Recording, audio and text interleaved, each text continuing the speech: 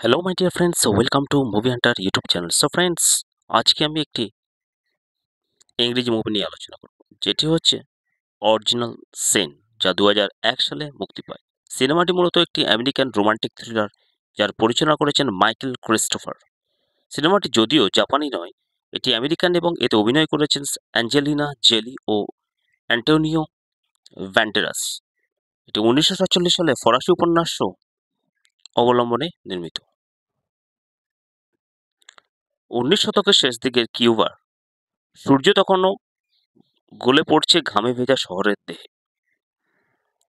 শহরে এক প্রান্তে একটি বিশাল প্রাসাদে বাস করতেন লুইস ভার্গা, একজন সফল কফি ব্যবসায়ী, যার অর্থ ও সম্মান থাকলেও হৃদয়ে গভীরে রয়ে গিয়েছিল নিঃসঙ্গতা ও ভালোবাসার তৃষ্ণা। লুইস একটি সাহসী সিদ্ধান্ত নেয়। সে একটি বিদেশি পত্রিকায় বিজ্ঞাপন দেয়, যেখানে সে একটি স্ত্রী খোঁজে, একজন সঙ্গিনী যার সঙ্গে জীবন কাটাতে যাবে।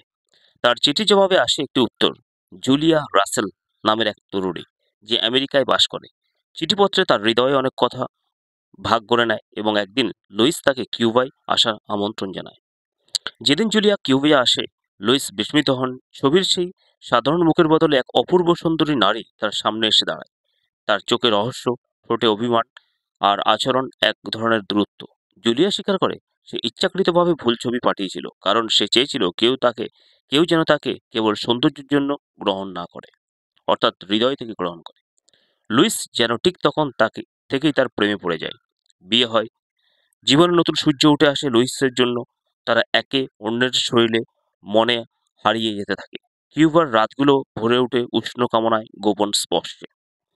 তবে শান্ত জীবন বেশি দিন স্থায়ী হয় না। লুইস দেখতে পায় জুলিয়া প্রতিদিনের কাজকর্মে খুব সাবধান, যেন নিজের অতীত লুকানোর চেষ্টা করছে। তার চোখে লুকানো ভয় এবং মাঝে মাঝে চিঠি লেখার সময় গোপনে কিছু করতে দেখা যায়।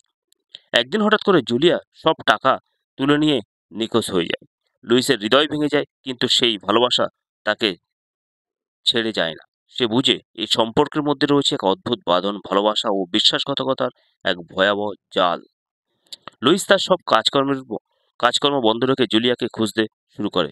কয়েকদিন পর জানতে পারে জুলিয়া আসলে একজন ঠকবাজ, এক প্রতারক পুরুষের সঙ্গে মিলে ধনী পুরুষদের ঠকিয়ে টাকা আত্মসাৎ করে। জুলিয়ার আসল নাম ছিল বনি, তার সঙ্গী ছিল বিলি নামের এক ঠান্ডা মাথার খুনি ও দ্রুত অপরাধী। তারা একসঙ্গে বহু বছর ধরে এই প্রতারণার খেলা খেলছে। তবুও লুইস হাল ছাড়ে না। সে খুঁজে পায় জুলিয়াকে এক ধূসর শহরের গলিতে, চোখে তখনও পুরনো ভালোবাসার ছায়া। লুইস যখন জুলিয়াকে ধরে, তখন দুজনের মধ্যে এক গভীর মানসিক যুদ্ধ শুরু হয়। লুইস প্রশ্ন তোলে, তুমি কেন করলে এটা? জুলিয়া ফুঁফিয়ে ফেলে, আমি প্রথমে ঠকাতে এসেছিলাম, কিন্তু আমি সত্যিকারে ভালোবেসে ফেলেছিলাম। আমি পালাতে চেয়েছিলাম, কিন্তু পারিনি। লুইস দ্বিধায় পড়ে যায়। প্রতারণার জালে নিজেই বন্দী হয়ে গিয়েছে সে। জুলিয়ার চোখে সে খুঁজে পায় এক নারীর সত্যিকার ভয়, যিনি প্রেমে পড়েছেন অথচ নিজেকে বিশ্বাসযোগ্য করতে পারছেন না। তারা আবার একসঙ্গে থাকতে শুরু করে গোপনে। ভালোবাসা আবার ফিরে আসে, কিন্তু এই ভালোবাসা এক পাপবোধে ভরা।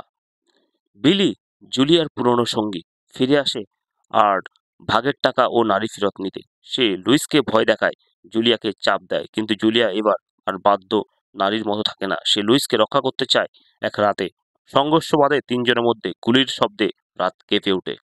শেষে বিলি মরে যায়, কিন্তু পুলিশের সন্দেহ পড়ে লুইস ও জুলিয়ার উপরে। তারা দেশ ছেড়ে পালাতে বাধ্য হয়।